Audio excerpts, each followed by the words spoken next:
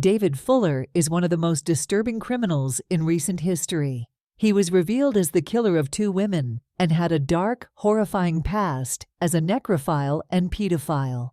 In 2020, Fuller's DNA matched samples from the murder scenes of 2 women in 1987, finally unmasking him as the long-sought killer. The crimes connected to Fuller began with the murders of Wendy Knell and Caroline Pierce, and police soon discovered he had abused over 100 female corpses in hospitals. Fuller was sentenced to life in prison without parole, ensuring he will die behind bars for his monstrous actions. Wendy Knell, 25, failed to show up for work on June 23, 1987. Her boyfriend found her strangled and sexually assaulted in her bedsit. Knell had recently moved into a rundown ground-floor bedsit and disliked her small home, where she spent minimal time. Her boyfriend dropped her home the night before her murder, and neighbors heard nothing unusual. Her body was discovered covered in blood the next morning. Several items were missing from her flat, including a unique key fob and diary, which police suspected were taken by the killer. Months later, 20-year-old Caroline Pierce vanished from her home.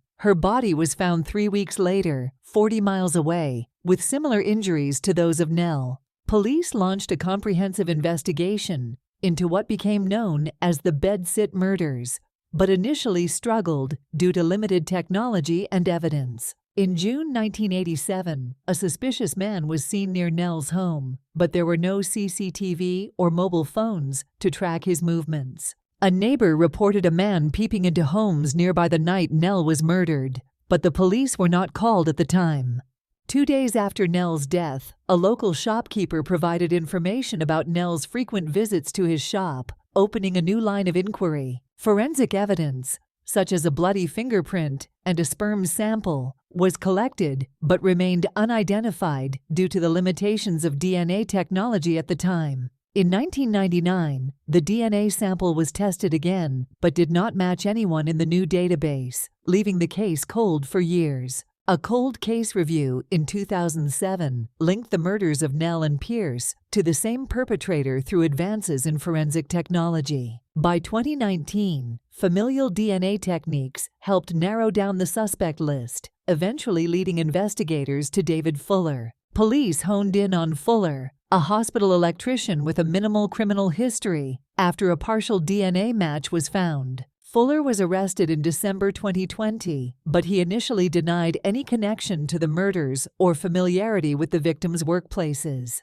Detectives obtained a wealth of information from Fuller's obsessive record-keeping, including diaries and invoices for work in Tunbridge Wells. Fuller's diaries revealed he was a regular customer at Buster Brown's, where Pierce worked, and he had lived near Knell's home years prior. This evidence contradicted Fuller's claims and helped solidify the case against him for the bedsit murders. In addition to the murders, Fuller's crimes included filming himself abusing over 100 corpses, further cementing his notoriety as a vile criminal. The discovery of Fuller's necrophilic activities shocked the nation, adding a layer of horror to an already harrowing case. Family members of the victims expressed relief and grief at Fuller's apprehension, bringing a bittersweet closure to a decades-long mystery. Fuller's case underscores the importance of advancements in forensic science and the relentless determination of law enforcement. His conviction serves as a reminder that even long-dormant cases can be solved and justice can eventually prevail. Despite the passage of time,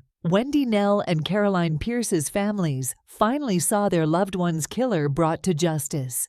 The case of David Fuller stands as a testament to the persistence of authorities and the impact of modern forensic techniques in solving cold cases. Fuller's story will forever be remembered as one of the most chilling examples of criminal depravity in recent history.